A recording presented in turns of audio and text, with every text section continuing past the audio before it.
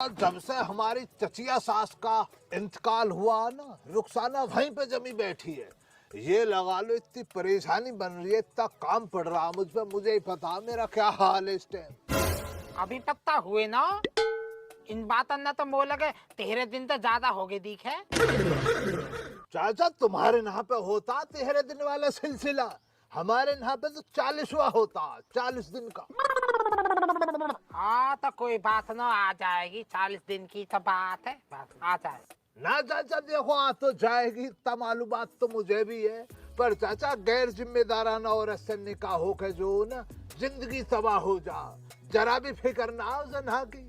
खैर ये बतलाओ चाची कहाँ? चाची तेरी मार्केट गई है।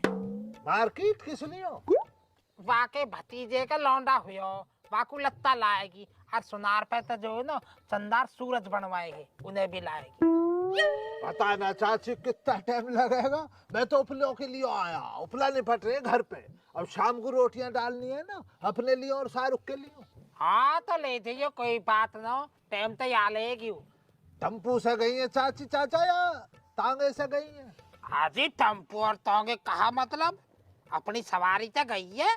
छुप गए सारे नजारे, ओए क्या बात हो गई। छुप गए सारे नजारे, ओए क्या बात हो गई। मैंने काजल लगाया, दिन में रात हो गई। मैंने काजल लगाया, दिन में रात हो गई। छुप गए नैनो से नैना, ओए क्या बात हो गई। मैंने काजल लगाया, दिन में रात हो गई। अरे अब आई ले, बहुत तेज चला कतई उड़े सवारी गेल तो। चलो कोई बात ना, चाची आ जाएंगी, जब ले जाऊंगा मुझे तो शाम के लिए चाहिए, कोई परेशानी ना।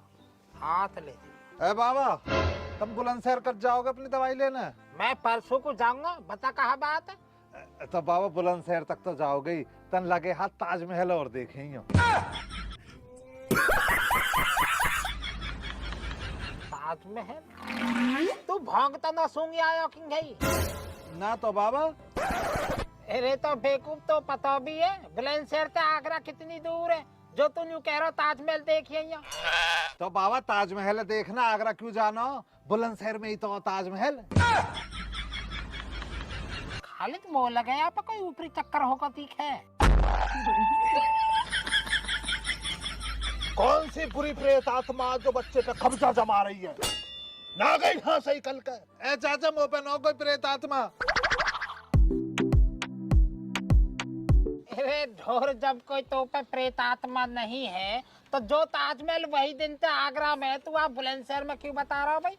ए बाबा, मैं न कह रहा हूँ, वे तो हमारी ट्यूशन वाली मैडम जी बता रही है आज कि ताजमहल आगरा में न बुलंदशहर में है। ओहो भाई, खालिद ये तो मैडम गलत शिक्षा दे रही है? गलत पढ़ाई पढ़ा रही है बालकन ने। बतलाओ चाचा, अगर मैडम इसी तरह गैर जिम्मेदाराना पढ़ाई पढ़ाएगी ना को, तो एक दिन देख लियो तुम मैडम को दुबई को जो गाजियाबाद और हापुड़ के बीच में लाकर डाल देगी। खाली जमीनें पड़ी हैं, चल रही है मैडम की अपनी। सही कह रहा हो, तो बालकन को भविष्य खतरा में। बेटा मन तू दिक्कत मत ले, वे कल को मेयर खालिद आ रहे हैं, मैडम में सुधारेंगे, दिक्कत मत ले तू। खालिद टाइम निकालियो कल को थोड़ा।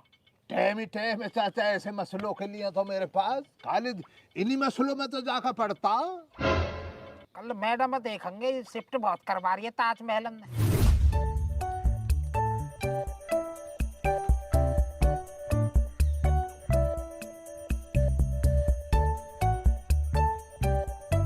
भाई खालिद, मैडम जी तो ज्यादा ही व्यस्त हो रही है, हमारी तरफ ध्यान ही नहीं दे रही है।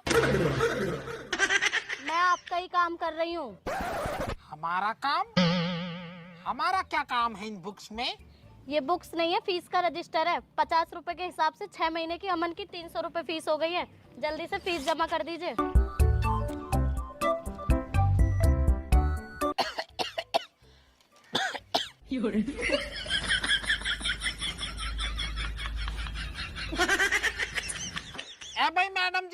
यू कहीं ड्यूटी कर रहे हो जो तुम्हारी फीस दे दे भाई है। जा दिन तुम्हारे पढ़ाई तो ही कामयाब हो जावे, अरे आखिर ड्यूटी लग जावे, वह दिन पहली तनख्वाह में तो थारी फीस मिल जाएगी, दिक्कत मत ले तब। बिल्कुल वाजिब जवाब दिया चाचा तुमने। इसी तरह हमारे देश की शिक्षा प्रणाली में सुधार आएगा। ये जितने भी ट्यूशन पढ़ाने वाले हैं ना, इनों के संग ऐसा ही करो। इनों के पढ़ाए लिखाए बच्चे जब कामयाब हो जावे तब इनों की खट्टी फीस जमा कर दो।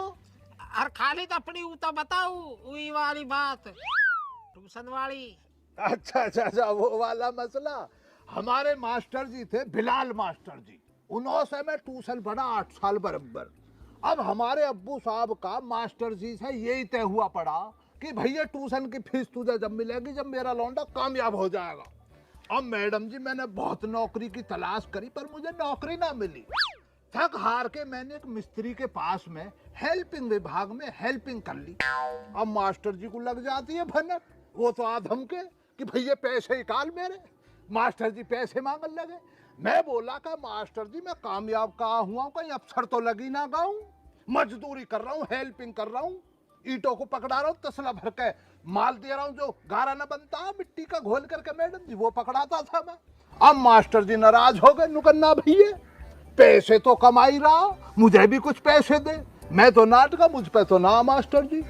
अब मास्टर जी बोले तो पुलिस बुला रहा हूँ तेल लियो। मैं चाचा बताना कि उसी दिन से काम छोड़े पड़ा हूँ अब तक। अच्छा, तुम उनके पैसे ना देने के चक्कर में कुछ काम धंधा नहीं करते, कैसे चलाते हो अपना घर फिर? मैडम जी सब अल्लाह की फजल से चल रहा।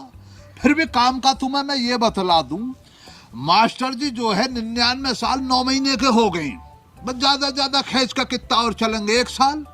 उन लोगों का तो यहाँ से अलविदा कहना और मुझे काम पकड़ लेना। नजर में लगाए पड़ा हूँ कहाँ जाना मुझे काम के लिए। फिर ना मास्टर को पैसे देने की टेंशन, ना मास्टर जी का आने की टेंशन।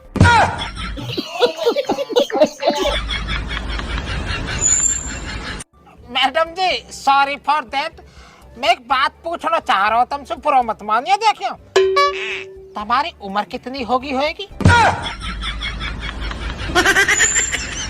चाचा मैडम जी की अगर नादान शिकल को देखूं तो मुझे लग रहा अभी अमन को कामयाब होता देखने के लिए तुम्हें 80 साल इंतजार और करना पड़ेगा।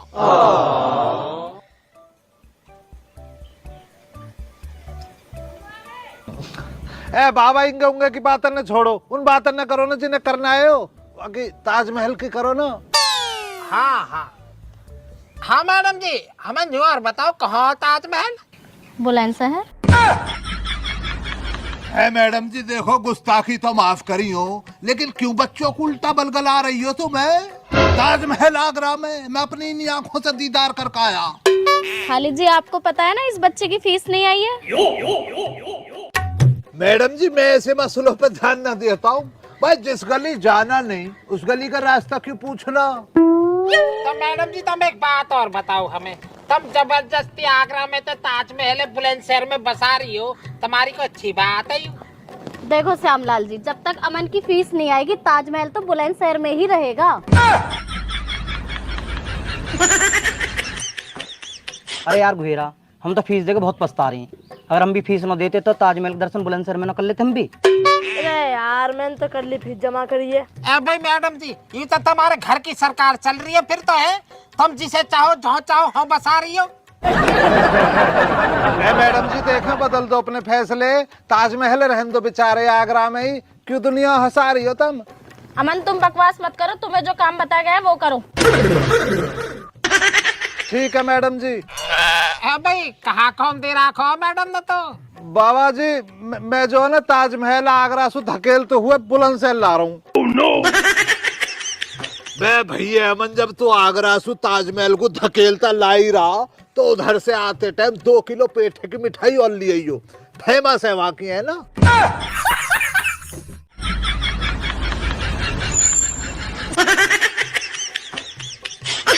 मैडम जी तुम आखिरी बार बताओ मो बस, तुम्हारा जी में है कहाँ?